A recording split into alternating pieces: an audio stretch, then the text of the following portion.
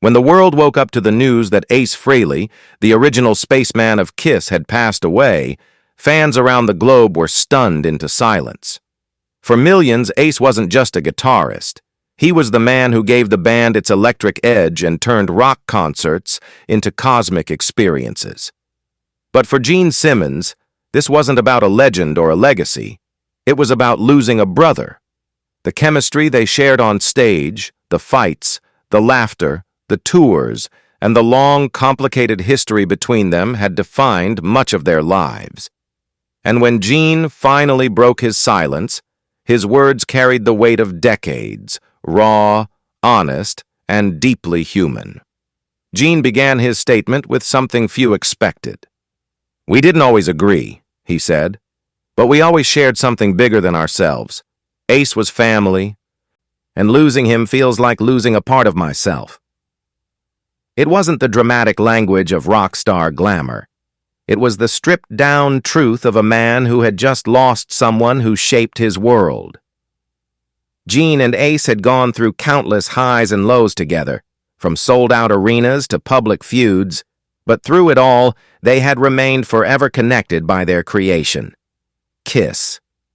Their story began in the early 1970s when Gene, Paul Stanley, and Peter Criss were looking for a guitarist who could not only play, but also bring a sense of mystery to their sound. Ace Frehley walked into that audition wearing mismatched sneakers, a leather jacket, and an aura that said he didn't care what anyone thought. But the moment he plugged in his guitar, everyone in the room knew he was different. Gene later admitted, "The sound that came out of his guitar, nobody had ever heard anything like it. It was dirty, raw, and real. That was Ace." From that day, the chemistry between Gene and Ace became undeniable. They weren't best friends in the traditional sense, but they understood each other in ways only bandmates could. They could argue one moment and laugh uncontrollably the next. Gene once described Ace as the unpredictable genius, the guy who could frustrate you endlessly, but then deliver a guitar solo that made the audience lose their minds. That dynamic became part of what made Kiss one of the biggest rock bands in history. But with fame came chaos. The late 1970s saw Ace battling addiction, struggling with the pressures of fame, and drifting away from the band that had made him a global icon. Gene often played the role of the disciplinarian, focused, business-minded, and sometimes cold. Ace, in contrast, was wild, impulsive, and free-spirited. Their differences often clashed, leading to explosive arguments and long periods of silence. Yet, despite everything, Gene always defended Ace in interviews. He once said, "Ace may drive me crazy, but he's one of the most talented people I've ever known. You can't fake what he has." When news broke of Ace's passing, Gene reportedly went quiet for hours before making any public comment. Those close to him said he spent most of that day going through old photos, old concert footage, and handwritten letters from their early years. When he finally spoke publicly, his tone was nothing like the usual confident, outspoken persona fans knew. It was soft, emotional, and stripped of all ego. "Goodbye, my friend," he said simply. "You made the world louder, brighter, and better. I'll miss you more than words can say." In his longer statement later that evening, Gene shared moments fans had never heard before. He recalled a night in 1975 when the band had just finished a show in Detroit. The crowd was insane, the pyrotechnics had gone perfectly, and everyone was buzzing. But backstage, Ace was sitting quietly, his hands shaking from exhaustion. Gene said, "He looked at me and said, 'Do you ever think we'll be remembered?' I told him, 'We already are, Ace. Look at them. They love you.' He smiled, and that's the moment I'll always remember." That memory, Gene admitted, hit him harder than any award or platinum record ever could. The tribute wasn't about rewriting history or pretending everything between them had been perfect. Gene acknowledged the tension, the distance, and the mistakes. He said, "We had our battles, no doubt. We hurt each other with words and actions. But that's what happens when you care that much. Beneath it all, there was love. real love, for the music, for the band, and for each other. For fans who had long followed the ups and downs of their relationship, it was perhaps the most honest thing Gene had ever said. He also reflected on Ace's influence beyond the band. "Every kid who picked up a guitar because of Kiss owes something to Ace," Gene said. "He made it look cool. He made it sound dangerous. That was his magic." Indeed, many of the world's most famous guitarists, Slash, Dimebag Darrell, Dave Grohl, have all credited Ace Frehley as one of their inspirations. His playing style wasn't about technical perfection, it was about feel, personality, and attitude, and that's what separated him from everyone else. Gene went on to describe how he and Ace had recently reconnected in private, away from the cameras and public noise. "We talked about the old days," Gene revealed. "He laughed about how we used to fight over set lists and makeup designs. He told me he wished we could have done one more show together, just for the fans. I told him I did too." That moment, now frozen in memory, would become one of Gene's most cherished. The tribute also touched on Ace's humor, a side often overlooked in media coverage.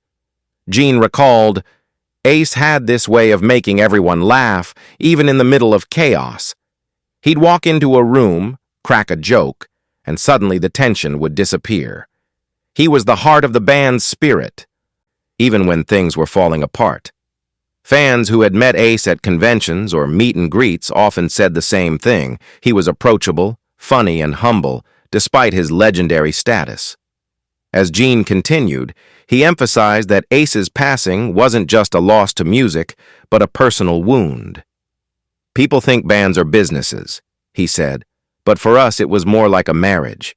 You live, fight, dream, and sometimes break apart, but you never stop being connected. Ace will always be my brother." That statement carried the weight of 50 years of shared history, both the brilliance and the pain. Gene also expressed regret, something rare for him. "If I could go back," he admitted, "I'd tell him how much he meant to me. We wasted too much time being stubborn. You think you'll have forever to make things right, but you don't. You never do." Fans who had followed the band for decades felt that confession deeply. It was the kind of truth that only comes out when there's nothing left to protect. No ego, no image, just honesty. The final part of Gene's tribute was directed not just to Ace, but to the fans who had loved him. "You kept his spirit alive all these years," he said. "Every time you played his songs, wore that spaceman makeup, or shouted his name at a concert, you gave him immortality, and that's something death can't take away." Those words resonated across social media, where millions of fans shared old videos, photos, and concert memories in honor of Ace Frehley. In the days following, Gene reportedly spent time speaking privately with Ace's family and former bandmates. He declined most interviews, saying he didn't want to turn grief into spectacle. His focus, he said, was on celebrating Ace's legacy. "We built something together that no one can ever erase," he told a close friend, "and I'll carry that forever." Paul Stanley, too, released a statement that echoed Gene's emotions, but Gene's words hit differently because of their complicated history. The public had seen them fight, reconcile, and drift apart again. But at the end of it all, Gene's farewell wasn't about the brand or the fame. It was about love, loss, and gratitude. In the weeks after Ace's passing, Gene was seen stepping back from the spotlight, something rare for him. Those who knew him personally said he had become unusually quiet, often spending hours listening to old Kiss demos where Ace's guitar filled the room. It wasn't nostalgia, it was reflection. In a private interview, Gene admitted, "When I hear his solos now, I realize how much of Kiss's soul came from his sound. You can replace people, but you can't replace spirit, and Ace had that in every note." For a man known for his discipline and business focus, it was clear that this loss had struck something far deeper. Friends close to Gene revealed that he had begun compiling a private collection of footage and recordings of Ace, moments fans had never seen. He reportedly said he wanted to preserve the real Ace, the man behind the makeup, the laughter, the late-night recording sessions, and the honest conversations they once had. He wasn't perfect, Gene said, but none of us were. What mattered is that he was real. He lived his truth, even when it cost him everything. That statement captured what made Ace so beloved, his authenticity. He never tried to fit into anyone's mold, not Gene's, not the industry's, not even the band's. He ended his official message with a simple line. Ace, wherever you are, I hope you're still playing loud. Save me a spot up there. It was the kind of farewell that only comes from someone who truly understood the man behind the mask. For Gene Simmons, Ace Frehley wasn't just the spaceman. He was the spark that helped turn Kiss into a global phenomenon, the brother who challenged him, the friend who frustrated him, and the musician who inspired him. Their story was messy, emotional, and unforgettable, just like the band they created. And as fans continue to play Shock Me, Cold Gin, and Rocket Ride in tribute, Gene's words will linger. Goodbye, my friend. You made the world louder. You made my life better. And the music we made together will never die. Because for all the arguments, the separations, and the reconciliations, one truth remained constant. Gene Simmons and Ace Frehley were two sides of the same legacy. A legacy that changed rock music forever. And now, with Ace gone, Gene's tribute serves not just as a goodbye, but as a reminder of what their journey meant to millions. A story of friendship, creativity, conflict, and an unbreakable bond forged in the fire of rock and roll.